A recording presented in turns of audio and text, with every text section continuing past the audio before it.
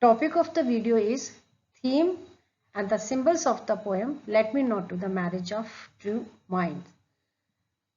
So today I will discuss themes and the symbols of the poem. So let's start.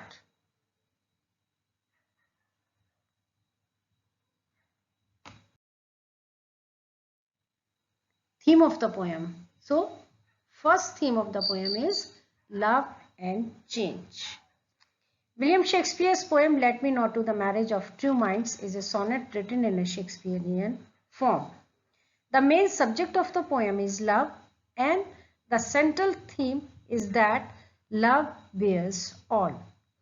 Over the course of sonnet 116, the speaker makes a number of passionate claims about what love is and what it isn't.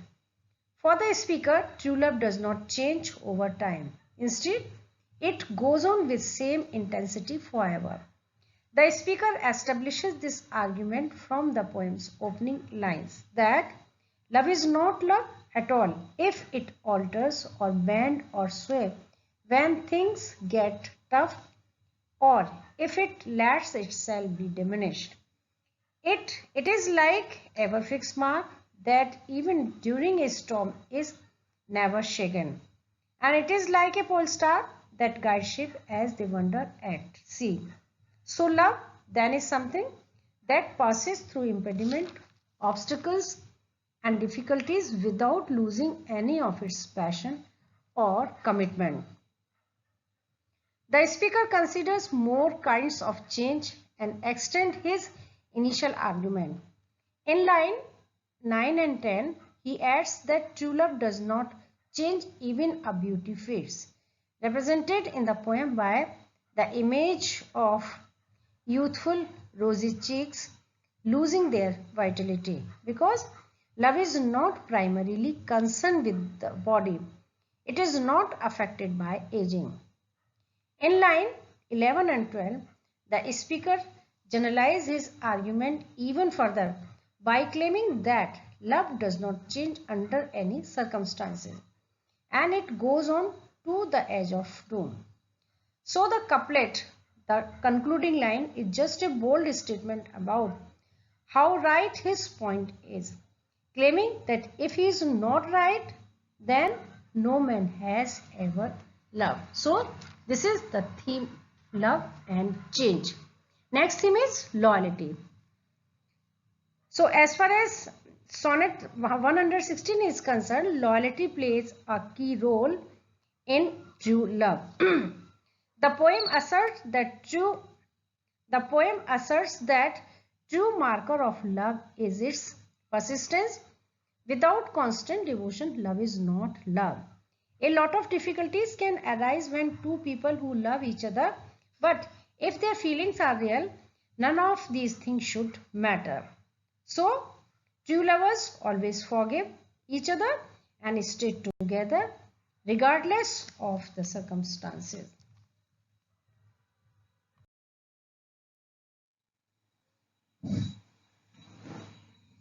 Symbols. So there are the three symbols in the poem. First one is ever fixed mark. Second, star, that is the pole star, and sickle. So I will discuss in detail.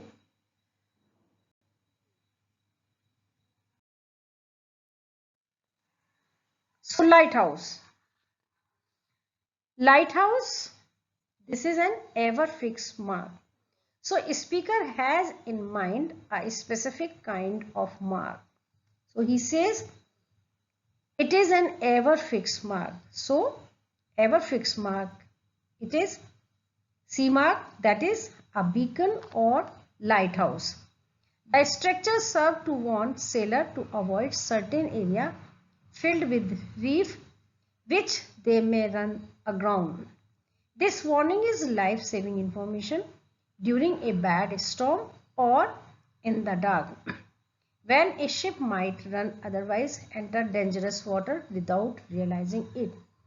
The lighthouse and the beacon are thus frequently symbol for positive forces that guide people through the dark and difficult patches of their life, showing them dangers that might not otherwise seem. By associating love with such marks, then the poem argued that love itself is solid, guiding force in people's life. Polestar. So Polestar, it is the star. Poet says it is the love. Love is like a star to every wandering bard. So after comparing love to beacon or lighthouse, the speaker compare it to a star in line 7. Like the lighthouse, Renaissance sailors use stars to help them navigate. There are important difference between the two symbols. A lighthouse is man-made and stars by contrast are distant, inhuman and untouchable. In invoking the star as a metaphor for love, Shakespeare plays on an ancient philosophical tradition which dates back to the Greek philosopher Plato. In this tradition, there are the different kinds of love arranged in a hierarchy. The highest kind of love exceeds human comprehension, like the star in sonnet 116. Its worth is unknown. The star thus serves as a symbol for a kind of ideal and perfect love. Sickle. Sickle, a sharp hooked agricultural tool, is used to harvest grain and cereal. In traditional depiction, Death carries a sickle and he is the harvester of soul who, like the farmer, cuts down people at the root. The sickle is thus often used as a symbol of mortality or the fragility of human life, which can be cut short easily and unexpectedly. This is how sickle is being used in this poem too.